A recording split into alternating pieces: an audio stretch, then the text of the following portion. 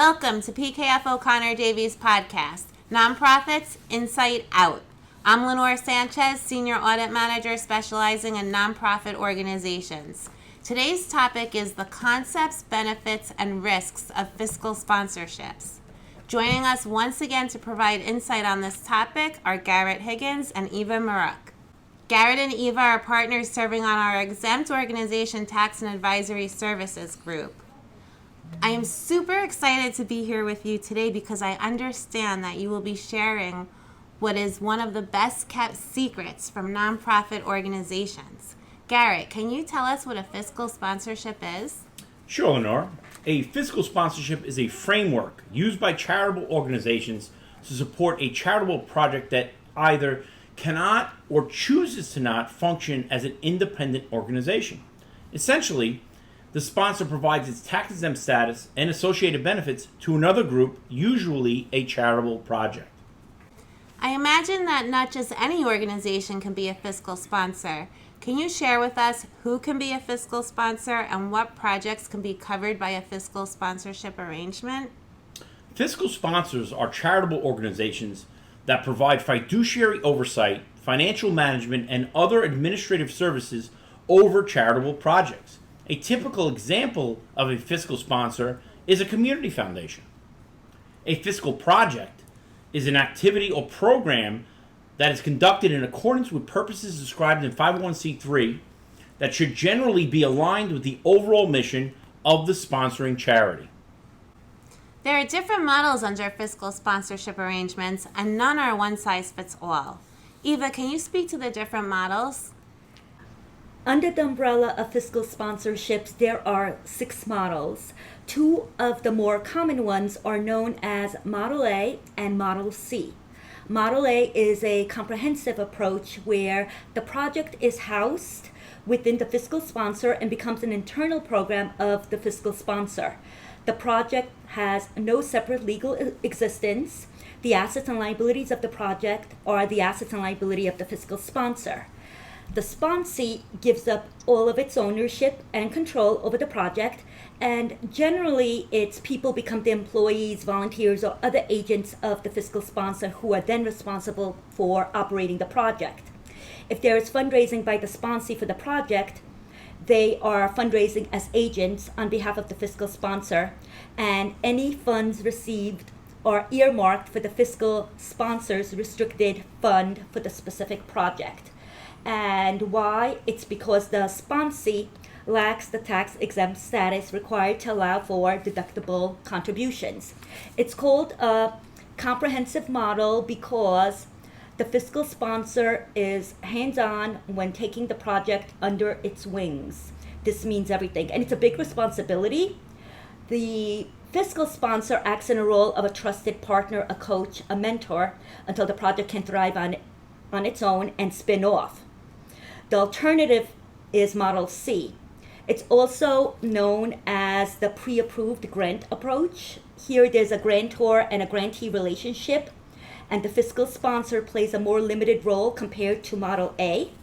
But the key point in either model is that the sponsor has to have ultimate discretion and control and oversight where the funds are distributed. The sponsor cannot just act as an intermediary and have the funds just pass through, and it's a concept called variance power and earmarking of funds, which is not allowed. Otherwise, this can be viewed as a conduit relationship, which can have negative consequences. Eva mentioned that there are 6 models and provided us with insight on 2 of them. Garrett, can you speak to the 4 less common models? The 4 other models are Model B, commonly referred to as the independent contractor model. Under this model, the entire project is conducted by an independent contractor who the sponsor engages to produce results. Model D, known as the group exemption model. Under this model, the sponsor has to have applied for or received a group exemption from the IRS. It allows each project in the group to have its own 501c3 tax status without applying for it, therefore enabling the project to receive deductible donations directly since the project is covered under the 501c3 umbrella of the sponsor. Model L, formerly known as Model E, is the limited liability company model. Under this model, the 501c3 fiscal sponsor serves as the single member, sole owner of a charitable LLC. The LLC is treated as a disregarded entity and is essentially a program of the sponsor, making it similar to Model A. Model F, the technical assistance model, and under this model, the project has applied for and received its own 501c3 status. However, the financial management assistance is provided by the sponsor. That's helpful. There are 6 models, and it's always good to have options. What type of organizations or projects can benefit from a fiscal sponsorship arrangement? So you're asking who are the users of fiscal sponsorships. Well, for starters, there are the new groups, those who are unsure of sustainability and viability, those who want to start a new not-for-profit but are not ready to step into the waters because they do not know how to swim. So let's keep in mind that operating a new not-for-profit can be challenging and a difficult path. The formation from a legal and tax aspect is a long and costly process. But aside from jumping through all those hoops, there is a commitment that is required. What if it doesn't have the infrastructure, the capacity? What if it lacks management experience and all it wants to do is simply focus on its charitable mission? So those who want to test projects and innovative ideas, experiment, can test it out with a fiscal sponsor. Then there are groups that are incorporated, started activities, but may have pending tax-exempt status. And there may be a big fundraising opportunity, and without the IRS tax exemption letter, the grant may be denied. So the sponsor can act as a temporary incubator. Fiscal sponsorships may be for those also who want to further social movements, individuals seeking grants. It's common sometimes with artists and filmmakers. Also, fiscal sponsorship can save distressed organizations who are in need of support, and organizations run all by volunteers. So lastly, keep in mind that not-for-profits should have a perpetual existence. So fiscal sponsorship is also for those who intend to operate short-term projects of short duration or time-sensitive projects as well. There are generally benefits and risks to most things. Garrett, can you speak to the benefits of a fiscal sponsorship? Some benefits sponsored organizations receive from entering into fiscal sponsorships are obtaining the look and feel of having its own 501c3 status. This eliminates the need for the project to apply to the IRS for exempt status, which can typically take 6 to 8 months or longer. It provides for immediate ability for the project to accept tax-deductible donations, including access to private foundation grants. Private foundations generally give grants to established charitable organizations recognized by the IRS. Fiscal sponsorships provide immediate access to these grants. Reducing startup and annual expenses of sponsored organizations, including accounting and bookkeeping services, minimizing administration fees by leveraging the sponsor's personnel. Attorney's fees, there's no need for new governing documents. Accounting fees, no need for separate returns, audited financial statements. Project activity is reported in the 990 and the annual audit of the sponsor. State registration and fees. State solicitation is included under the sponsor's tax-exempt status and registrations. So no need for sponsored organizations to register in the various states. Another benefit is that fiscal sponsors act as philanthropic counsel, so to speak.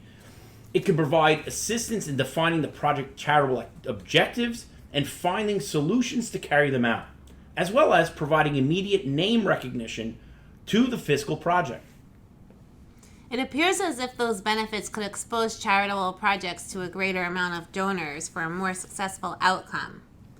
Garrett, you shared significant and valuable benefits to the organization being sponsored. However, Eva, are there any risks that the fiscal sponsor should be aware of?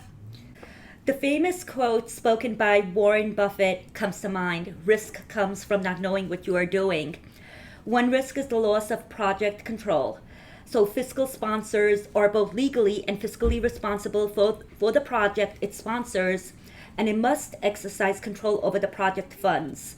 2 is the loss of tax-exempt status. So private enormment, excess benefit transactions, lobbying, and unrelated business income can all put a fiscal sponsor in hot water. The project needs to promote the sponsor's mission.